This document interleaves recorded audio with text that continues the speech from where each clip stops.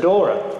And so a lot of researchers of all these different phenomena are now coming around to the idea that the men in black, the black-eyed children, the women in black, the shadow people, the Hat Man, they're all an aspect of one bigger phenomenon.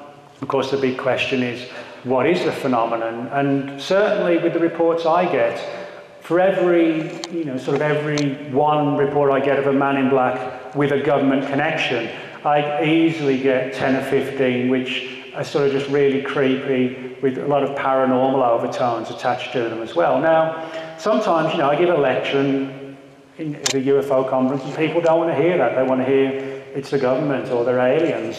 But I can only sort of tell you what the witnesses tell me. And the witnesses are suggesting these, as I said, these things are far less X-Files and far more H.P. Lovecraft. But they seem to have an interest and an impact on the UFO phenomenon.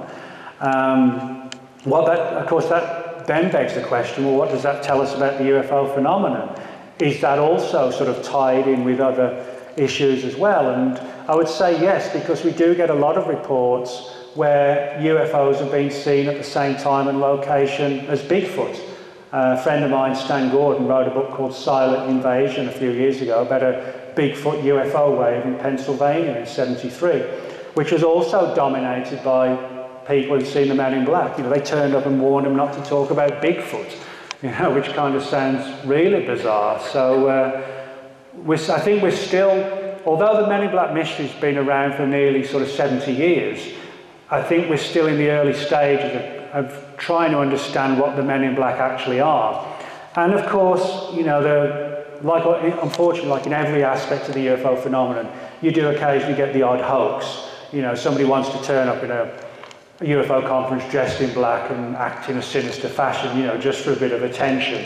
And that might be a cause of a few reports that have endured, but not for the most part. So there have been cases where, the Men in Black turn up and they threaten people not to talk about their experiences. When they do that, they often do it in a very couched way, rather than saying, if you don't shut up, we'll kill you. They kind of do it in a way where people think, well, did he just threaten me? But yeah, there have been cases where they've confiscated photographs, drawings that people have made, notes that they might have made, things like that. So that's definitely a pattern. But that kind of brings me to one thing that I didn't sort of focus on too much, and that is sort of the nature of the experience, where, as I said, people open the doors to them at midnight. I'm sure everybody in the room now would think to themselves, there's no way I would do that, but people do. That's how they get in. People have said that, they're interrogated, and the reason why they hand over, documentary evidence is because a lot of them have said they felt their common sense factors and self-will was being taken away from them, as almost like a mind control. And they just handed this material over to them, and then the Men in Black would leave. And of course, by the time they come out of this disoriented state, they're already long gone. And there are other sort of creepy issues when the interrogations taking place where, like Albert Bender, the people felt dizzy and strange and disoriented, as if one person actually several people have said this, they felt the Men in Black were almost like a psychic vampire, sort of draining them of energy. And they felt that, with hindsight, the threat was almost like a charade, like a game, and the main thing was to sort of feed on the person, which really kind of goes down sort of more horror, supernatural paths than it does anything to do with conspiracies. So, I guess if people kind of came here thinking, I was just going to talk about people flashing ID cards and, Will Smith, Tommy style, that's not the reality of the real, the way it goes. It's very, very different. And you find the same parallels in whichever country we're talking about, whether it's Canada, whether it's the US, whether it's Puerto Rico, everything's the same.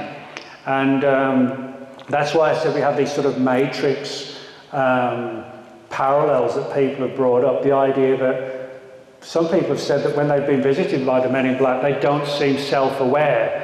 It's almost as if they are like a three-dimensional or holographic image dispatched and sent out to perform a specific task of silencing people, but they themselves are not necessarily self-aware living entities. You know, they could be something that is sort of a sophisticated creation, if you like. And of course, this brings us to another angle.